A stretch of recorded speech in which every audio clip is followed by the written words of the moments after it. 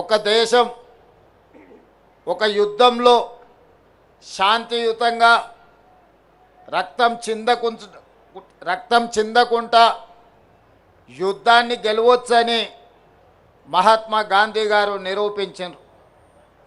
రవి అస్తమించని సామ్రాజ్యం ఉన్న బ్రిటిషర్స్ను శాంతి ద్వారానే శాంతియుతమైన పోరాటం చేసి శాంతితోనే ఒక యుద్ధాన్ని గెలవచ్చు అని ప్రపంచ దేశాలకు చాటి చెప్పింది మహాత్మా గాంధీ గారైతే ఆ గొప్ప దేశాన్ని అద్భుతంగా పరిపాలించవచ్చు, ప్రపంచ దేశాలకే ఆదర్శంగా అభివృద్ధి చేయొచ్చు. ముఖ్యంగా దళితులు, గిరిజనులు, ఆదివాసీలు, బలహీన వర్గాలు, మైనారిటీలు, మహిళలకు సమానమైన అవకాశాలు ఇవ్వచ్చు. ఇవ్వడం ద్వారా ఈ దేశాన్ని అభివృద్ధి పదం వైపు నడిపించవచ్చు అని ఒక మార్గదర్శనం చేసిన గొప్ప ప్రపంచ మేధావి డాక్టర్ బాబాసాహెబ్ అంబేద్కర్ గారు అని చెప్పి మనం గర్వంగా చెప్పుకోవచ్చు.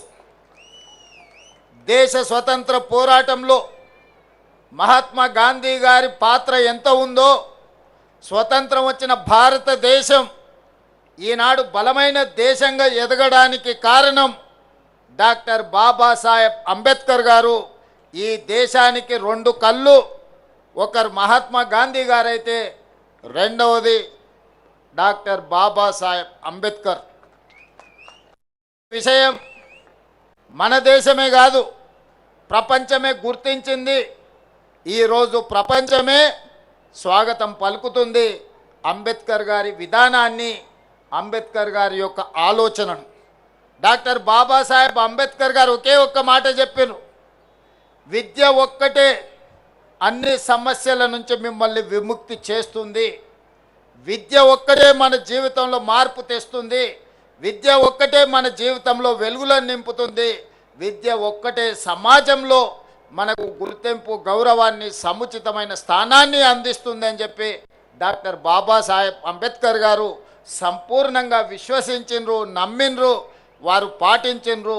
ప్రపంచ దేశాలలో పేరెన్నికగన్న యూనివర్సిటీలలో చదువుకొని వచ్చిన డాక్టర్ బాబాసాహెబ్ అంబేద్కర్ ఆలోచన విధానమే ఈనాడు భారతదేశం యొక్క ఆలోచన.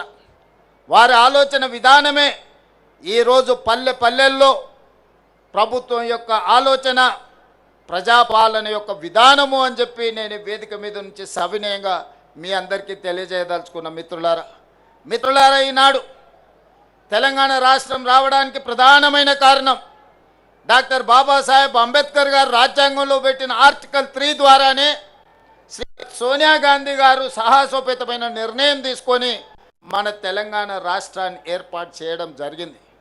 తెలంగాణ ఉద్యమంలో మీకు అందరికీ తెలుసు, దళితులు, గిరిజనులు, ఆదివాసీలు, బలహీన వర్గాలకు సంబంధించిన పిల్లలే పోరాటంలో ముందు భాగాన నిలబడడమే కాదు, ఆత్మ బలిదానాలలో వాళ్ళే ప్రత్యేకమైన పాత్ర పోషించి ఈనాడు తెలంగాణ రాష్ట్రాన్ని సాధించుకోవడంలో వాళ్ళు ప్రత్యేకమైన పాత్ర పోషించారు.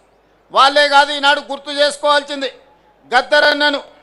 గద్దరన్న తిరగని గల్లీ ఉందా, గద్దరన్న గజ్జె కట్టి గొంగడి పుదని తెలంగాణ ఉద్యమాన్ని ఉవ్వెత్తున లేపిన విషయం ఈ చరిత్ర, ఈ సమాజం మర్చిపోతుందని ఎవరైనా అనుకుంటే అది వాళ్ళ భ్రమనే. ఇప్పుడు మనం పాడుకున్న జయ జయ హే తెలంగాణ ఈ నినాదం రణ నినాదమై తెలంగాణ మారుమూల పల్లెల్లో మారు మోగి ఈరోజు తెలంగాణ రాష్ట్రాన్ని సాధించుకోవడమే కాదు, రాష్ట్ర గీతంగా అవతరించిన జయ జయ హే తెలంగాణ అందించింది అందశ్రీ మనవాడు కాదా? తెలంగాణ వచ్చిన 10 సంవత్సరాలలో ఈడున్న దళిత మేధావులను, ఆదివాసీ మేధావులను, నిరుజ మేధావులను, తెలంగాణ మేధావులను నేను అడుగుతున్నా, తెలంగాణ రాష్ట్రం వచ్చిన మొదటి 10 సంవత్సరాలలో ఉద్యమంలో ముందు భాగాన నిలబడ్డ వాళ్ళ పరిస్థితి ఎలా ఉండే, ఉద్యమాన్ని ప్రజలకు చేరవేసి ప్రపంచానికి ఎలుగెత్తి చాటిన గద్దరన్న అందశ్రీల పరిస్థితి ఏ విధంగా ఉండే మీరు ఒక్కసారి ఆలోచన చెయ్యండి.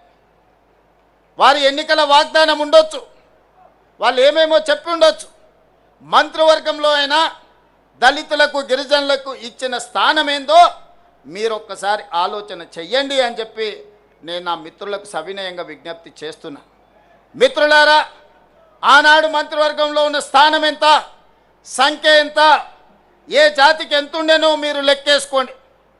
ఈనాడు ఈ దళితులకు గిరిజనులకు ఈరోజు మంత్రివర్గంలో ఉన్న లెక్కెంతనో మీరే లెక్కించి నాకు చెప్పండి.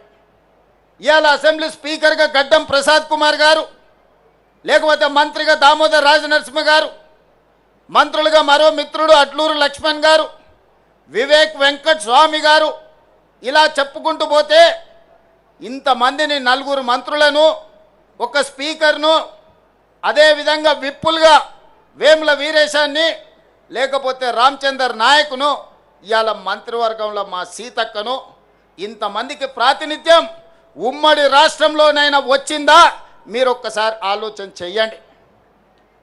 ఇవాళ మిత్రులారా, బట్టి విక్రమార్క గారు మా మిత్రుడు, ఉప ముఖ్యమంత్రిగా సమర్థవంతంగా ఈనాడు పని చేస్తున్నాడు.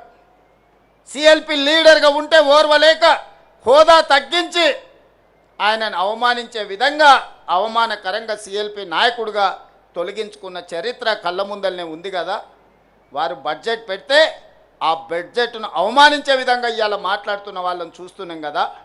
అంటే ఒక దళిత బిడ్డ ఆర్థిక మంత్రిగా ఉండకూడదా? ఒక దళిత బిడ్డ వైద్య ఆరోగ్య శాఖ మంత్రిగా ఉండకూడదా? ఒక దళిత బిడ్డ విద్యుత్ శాఖ మంత్రిగా ఉండకూడదా? మీరు ఒకసారి ఆలోచన చేయండి. ఒక దళిత బిడ్డ స్పీకర్గా వేదిక మీద కూర్చోవద్దా? ఆయనను అధ్యక్ష అని పిలవాల్సి వస్తుందని కొంతమంది సభకే రావడం లేదంటే ఈ దళితుల పట్ల వాళ్ళకు ఉన్న గౌరవం ఏ పాటిదో మీరు ఒక్కసారి ఆలోచన చెయ్యండి. అందుకే వాళ్ళని మోసం చేసిన ఏ జాతి అయితే అవమానానికి గురైందో ఆ జాతే సభాధ్యక్షుడి హోదాలో కూర్చుంటే ద్రోహం చేసిన వాడు మాట్లాడాలన్నా అధ్యక్ష నాకు మైక్ ఇవ్వాలి అని అడుక్కునే పరిస్థితి ఈరోజు తెలంగాణ రాష్ట్రంలో ప్రజా ప్రభుత్వం కల్పించిందన్న విషయం ఈరోజు మా మిత్రులకు గుర్తు చేయదలుచుకున్నాం.